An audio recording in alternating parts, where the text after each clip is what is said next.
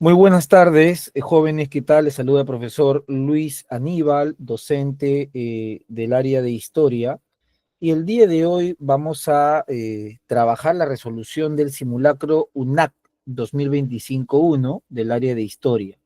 Gracias a la Academia Tesler y al profesor Andrés, vamos a desarrollar esta evaluación, este examen que ha estado bastante sencillo, pero hay que darle siempre un plus, ¿no? Una explicación a cada una de las preguntas y, por supuesto, de una manera clara y sencilla. Vamos a la primera pregunta que vino y que está asociada a lo siguiente. Miren qué dice la pregunta. Bien sencillo, por cierto, ¿ah? Analizamos. Durante el Incario, ¿no? Durante la época Inca, hubo políticamente, es decir, una organización jerárquica del gobierno, un conjunto de funcionarios, ¿no? Autoridades, que tenían bajo su cargo una diversidad de responsabilidades. Claro, en el mundo incaico, según varios autores, como María Rostorowski, Waldemar Espinosa, Luis Guillermo Lumbreras, si bien fue un estado expansivo, fue un estado imperialista, pero un estado bien organizado. Prueba de eso es que había una autoridad suprema. Esa autoridad suprema se le conoce como el Sapa Inca, ¿no? Que representa a un dios, a una divinidad, que es el que tiene el poder absoluto, ¿no? Un estado bastante absolutista. Dice además la pregunta, una de las alternativas no corresponde a las atribuciones del Tucurricuy. No, no corresponde. Ese no nos indica de que vamos a buscar aquella que no tiene nada que ver con el personaje llamado Tucurricu. Entonces, si organizamos y visualizamos este esquema, tenemos que la autoridad más importante era el Inca, o también llamado el Sapa Inca. Este Sapa Inca hacía un cogobierno con el sumo sacerdote, el llamado Huilac Humo, que representa la facción Jurin. Recuerden ustedes que el mundo incaico tenía dos facciones, la facción Hana, guerreros, y la facción Junin, sacerdotes. Y el Auki, o el príncipe heredero, ¿no? Ellos son el gobierno. Pero hay otras autoridades, los que gobiernan los suyos, también llamados Suyuyuapu, ¿no? O Apocuna, gobernantes de los suyos, los gobernantes de las provincias Yactas o Guamanis, Apunchico, también llamados Tocricot, y los jefes de las comunidades llamados Curacas. Pero miren, ¿quién supervisa cada uno de ellos? El llamado Tucuyricú, que es el que nos preguntan. El Tucuyricú es un personaje al que también se le conoce como los ojos y oídos del Inca, el que todo lo ve, el que todo lo oye. Y para ser los ojos y oídos del Inca, era un personaje de la confianza del Inca. ¿Qué quiere decir? Que el Inca lo nombra. Lo podían nombrar por tener un vínculo sanguíneo, podía ser parte de la nobleza de sangre, parte de la panaca, o por tener una fidelidad al Estado. Había demostrado dotes de fidelidad, capacidad, pero sobre todo su función principal era ser un supervisor, inspeccionar, supervisar, fiscalizar a todas las autoridades, velar que se cumpla con todo lo que el Inca mandaba y llevar la información al sumo Inca tal y como se evidenciaba. Analizamos las claves que nos pone el examen. A. Asumía el papel de juez. B. Era un cargo perpetuo y hereditario. C. Era un nexo entre el Inca y los funcionarios. D. Era una especie de gobernador volante. E. Cumplía funciones de supervisor estatal. Algo que es interesante es que ningún cargo en el mundo andino es como consecuencia de una elección democrática. No había democracia. Todo era por orden del Inca. El Inca nombraba a los funcionarios, pero muy pocas veces los cargos eran perpetuos o hereditarios. Recuerden que incluso para elegir al Inca no se elige al hijo mayor, sino siempre al más capaz. Y que la mayoría de los cargos también eran relativos en cuanto a si son o no son hereditarios. Va a depender mucho de la capacidad y de la confianza que se mantenga con el Inca.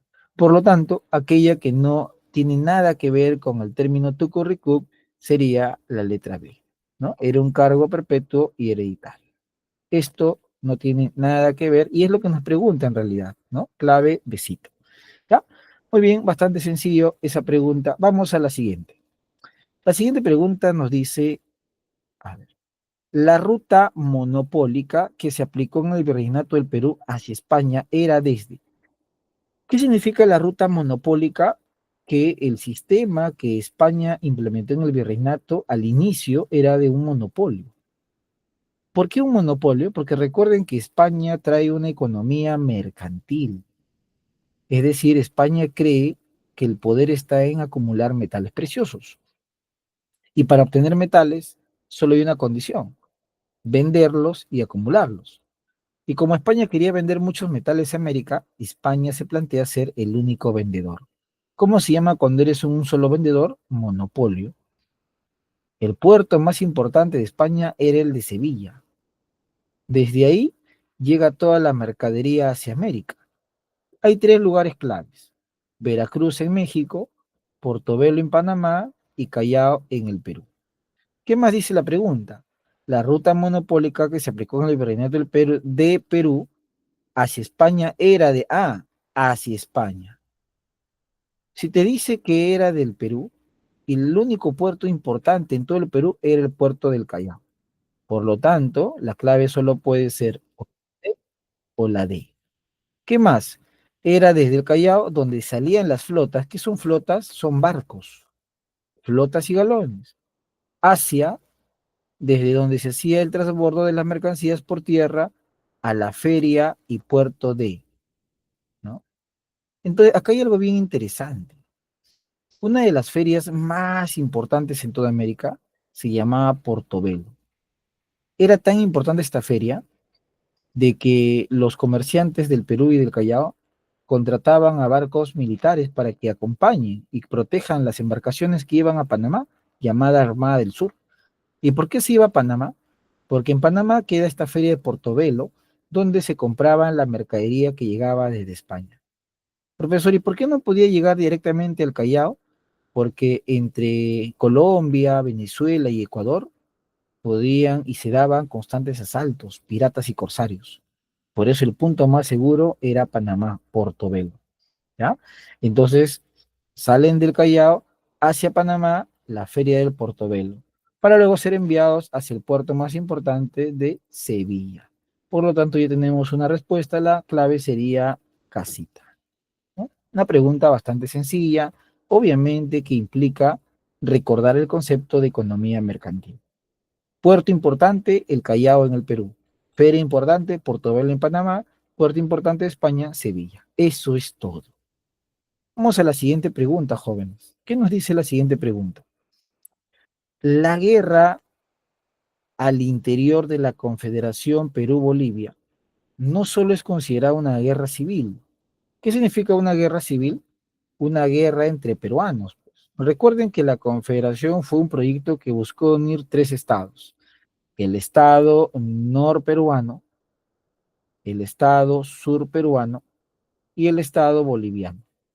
Y recuerden que este proyecto fue realizado por Andrés de Santa Cruz, presidente que en aquella época dirigía Bolivia. Y es un proyecto liberal, ¿no? Porque Santa Cruz lo que quiere es unir a las naciones para desarrollar un comercio libre hacia Europa. El problema es que cuando Santa Cruz decreta esta confederación, aplica una ley llamada la de puertos libres. Todo barco europeo que llegue primero a un puerto de la Confederación será exonerado de impuestos y de tributos. Entonces, si tú eres un barco europeo, tú dices, uy, ¿a dónde voy? ¿A Chile o a Argentina, que me van a cobrar el almojarifazgo, el impuesto aduanero? ¿O me voy al Perú y Bolivia, donde no voy a pagar nada? Obviamente voy a ir a Perú y Bolivia. Entonces, los países europeos empiezan a llegar a los puertos de la Confederación.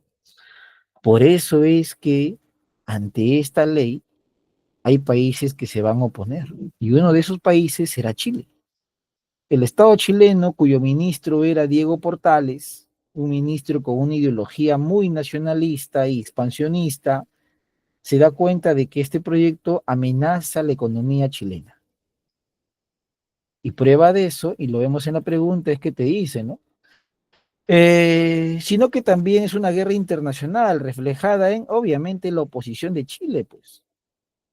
Chile se va a oponer a la Confederación. Algunos historiadores dicen que acá empieza la guerra con Chile, porque se demuestra de que el Perú no tiene soberanía y de que Chile se involucra en asuntos netamente peruanos.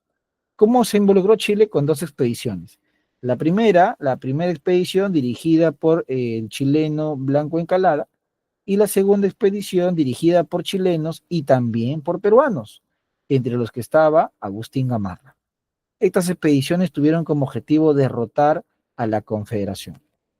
¿Cómo se llama eso entonces? Las campañas restauradoras organizadas por Chile, ¿no? Clave entonces vendría a ser Casita, ¿ya? Y lograron su objetivo, ¿ah? En la batalla de Yungay, en la segunda expedición, le pusieron fin a la Confederación derrotando al presidente Santa Cruz, ¿no? Y luego vendrá el gobierno de Gamarra y de esa manera Chile acabó con un proyecto muy interesante que pudo convertir al Perú y a Bolivia en una potencia económica y comercial de su tiempo, ¿no? Bien interesante este proyecto desde la vista geopolítica, porque nos hubiese convertido pues en un estado muy poderoso en el Pacífico Sur, algo que según Diego Portales, ministro chileno, ponía en amenaza la geopolítica de ese país, ¿ya? Muy bien, clave Casita. Vamos a la pregunta que dice lo siguiente.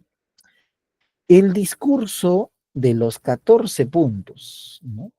Este corresponde, como bien lo menciona, a la Primera Guerra Mundial, jóvenes. Y recuerden que en una guerra siempre los vencedores ponen las condiciones. En la Primera Guerra Mundial el triunfo va a ser de los aliados, ¿no? Con el apoyo de Estados Unidos, con el apoyo de Japón. Entonces, el presidente de los Estados Unidos de aquel entonces, Woodrow Wilson, en 1918, ante el Congreso norteamericano, presenta este discurso que la historia ha denominado 14 puntos que demuestran la hegemonía de Estados Unidos. Para muchos historiadores, acá es cuando Estados Unidos se convierte en la primera potencia del mundo. La pregunta dice, ¿cuál de las siguientes alternativas, mira lo que dice, ¿ah? ¿Cuál de las siguientes alternativas no está contemplada en los 14 puntos? Profe, y para resolver esta pregunta nos vamos a esta lámina.